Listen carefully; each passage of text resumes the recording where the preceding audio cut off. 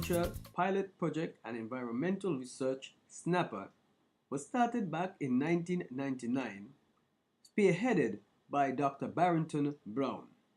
The aim of this project was to complement the local production of fish utilizing freshwater tilapia grown in seawater. The aquaculture facilities situated at Connery have attracted the interest of various persons, including school children, tourists, and even the Australian High Commission, who recently visited the facilities and had an interesting tour. At the end of this tour, the Australian High Commission offered a grant in the sum of 50,000 US dollars to the development of this excellent project.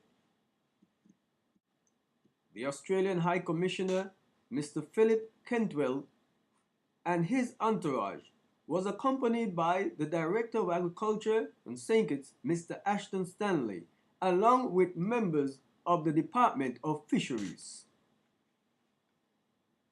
Some time ago, somebody said they found a tilapia in a seine net, out at sea. And my thinking was that if you can find one tilapia in the sea, then maybe there's a way that you can grow tilapia in seawater, because tilapia is really a freshwater fish. But in St. Kitts, we have no rivers and streams and big bodies of fresh water, and more importantly, we have no clay for sealing the ponds. So we had to come up with some kind of appropriate technology approach to doing aquaculture. Most of the aquaculture producing countries who provide technical assistance here, they've been to like Santo Domingo, St. Vincent, Dominica, because they have rivers and what have you, but they've always bypassed St. Kitts. The concept was to develop a system whereby you can replicate it. Like there are a lot of islands in Asia that have the same problems that we have. They don't have any big rivers flowing, no streams, no ponds, and so on. The first thing we had to do is to decide where we had the best water. And we decided it wouldn't be the Caribbean side, because the towns are on that side. So the Atlantic side was, the area of choice. And 10 years of Mr. Eliga can tell you, of trial and error, and we have a big graveyard on the beach with a lot of fish and so on. But finally, 3 years ago, we had a breakthrough, because one of the problems was that we were refilling the ponds with fresh seawater every so often. And we didn't take into consideration that the depletion, the sun and wind was taking out on the fresh water. So we were putting back seawater and, inside there. So the salinity was very high. No funding on this project, it's out of pocket. And the land, all this land is here, we have what you call a peppercorn lease on it, It's $1 a month, and we're not putting up any structures, and if we leave the land, then we'll just push it back. We began the project from a marketing point of view, which is 10 million US dollars for the fish products imported into St. Kitts. So pan-fried fish, for instance, we figured that half of that would represent what we, our target. University of Guelph, University of the West Indies, University of St. Croix. In the research, we approached them, and they said, well, 60-40, 75-25. The greater being freshwater. You're going to have gill burn or salt blindness and that kind of thing and so on. And they discouraged from doing it, So at one time we said, well, I wonder if this makes sense. But when we had the breakthrough now, and you will see it down there, they're having a ball in that seawater, and they're reproducing in the seawater also. But we prefer to reproduce in freshwater because you get 50% more reproduction, We're now supplying about 200 every month to Ross University. What is your department there? Research department. A research department. Dr. Soto is, the work he's doing on it is good for us, because if this project gets to a stage where you're going to do export and you need ISO rating, we can actually use the research that Ross University is doing You know, they do a lot, and they do a lot of blood workup and that kind of thing. But they tell me so far that the specimens that they got are perfect, you know. So I've been telling people that if you come and you want to buy fish, you know, they're certified by Ross University. The export is the final objective, is it? Yes. Well, we want to satisfy the local demand too, because St. Kitts imports fish from places like Guyana and from Trinidad and so on and so forth, you know. So the export aspect of it, funny thing, we get a lot of visitors here. As a matter of fact, yesterday we had 60 students. The schools come from time to time, and the college also. Some of them are doing what they call the CXC examination, which is a regional examination, and they're doing marine biology and so on. So they do field trips here. But we also get tourists from the ship, and when they come here, you know, you don't know who is who. And apparently, between them was some guy from St. Martin, and he wanted some fish to take back. So I give him, you know, I say I don't sell live fish, you know, because that's going against you know, our intellectual property. So to speak. If you look at those little houses up on the hill there and so on, that's a Connery community, and it's a very impoverished community.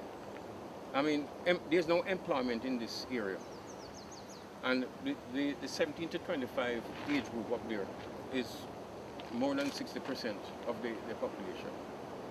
Recently, like I've had 5 break-ins here, and every house around here, they've had at least 5 or 6 break-ins, which you can understand. There's nothing for them to do around here, you know? So when the project was written, when it went to the financiers, we took it to the bank and so on. Well, they didn't like the project because it's kind of risky and like the kind of people you're putting in the project and so on, you know? So we have used quite a few of them under a government program called the YES program, Youth Employment, you know, skill training program. We trained 11 of them. They have proven to be very good on the project. One of them, we actually got to the stage where he went with Mr. Heiliger as far as Barbados, but we had a little problem with the visa thing for Brazil, you know. Another one has been to Trinidad, you know, and they never traveled before, you know, so this was a boon for them. And I have connections with Jamaica, which is very big in aquaculture. I've made arrangements already. If we had the funding, we would send a couple of them because they need to see something else beside what we have here, you know. None of them are fishermen because my experience is that fishermen are not good for aquaculture. They like to put a pot out there or drop a line and catch a fish and come back in. I need a farmer. The fish will take 8 months from egg to maturity. So you need somebody who would plant a banana and wait until it shoots and so on and so forth. That's the kind of temperament you need. There are a couple of things going around your eyes here. We call them sandflies, and we have granny nipper, and we have mosquito. We have a lot of that down here. Sometimes the sun is very hot, especially when you're working on the sun. So you need that kind of a farmer mentality, you know. So we can't just take any and anybody. We have to select them, you know. And the 11 that we selected here, we got 5 out of that set, you know, that were graduated. And those are the ones that we're going to use on the project, you know, because one has had 1 year. The reason it's a 6 months program, the reason why he has had 1 year, he was so good that we made him a supervisor. And the government agreed that they would give him the extra 6 months. So the rest of them, they've had 6 months training to the extent that they do tours. They conduct the tours, so they have to know what they're talking about, you know. And which I'm going to give you a very quick tour, you know, from the sea. What you're seeing over there is 20 tons of fish, right? This is what we call earthworks. And as I said, everything here is appropriate technology. What I've tried to do is to exchange a little sand for some work. So you see a big hole dug out there. People have moved out like 10 loads of sand, and they give me this much work. So it's a bartering system. And I have enough sand there because the land next door is lower than that land. So I'm going to exchange what we have here to finish the rest of that. And funding that we need, the lining is very expensive. It's a polyurethane, and it's a 30-year polyurethane. And it's going to fit into those upon.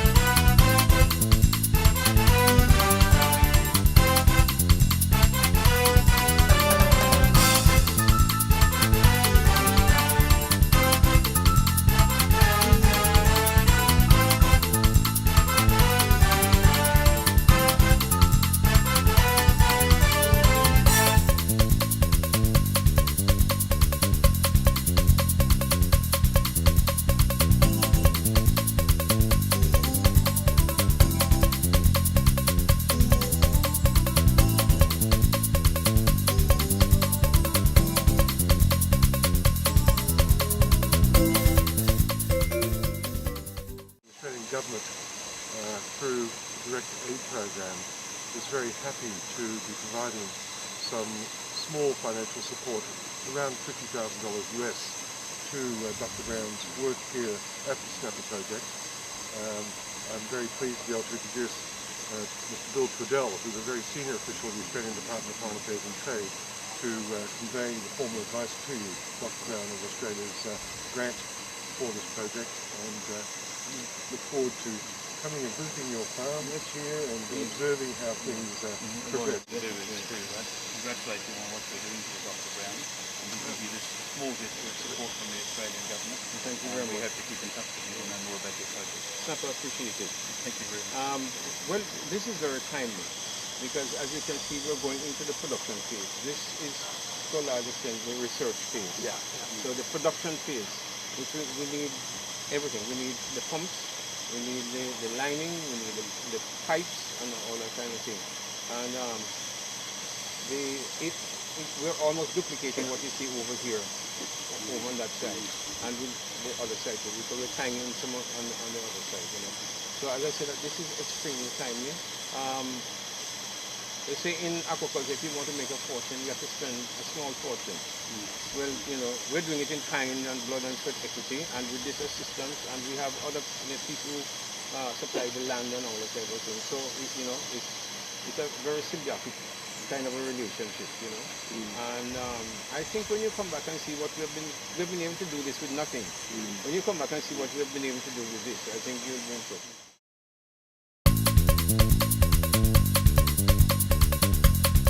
This concludes another edition of Agriculture in Context. If you have any questions or any comments for us, you can drop us a line at Agriculture in Context, in care of Department of Agriculture, P.O. Box 39, Lagreet, Bastille. You can also email us at doastk@sisterisles.kn, or you can contact us at telephone number 465-2335. Remember, Agriculture in Context is a production of the Communications Unit of the Department of Agriculture and comes your way every Sunday at 6:30 p.m. with a rebroadcast on Tuesdays at 9:30 p.m. This is your host, Eric Brown, reminding you, only homegrown is our very own. Happy farming.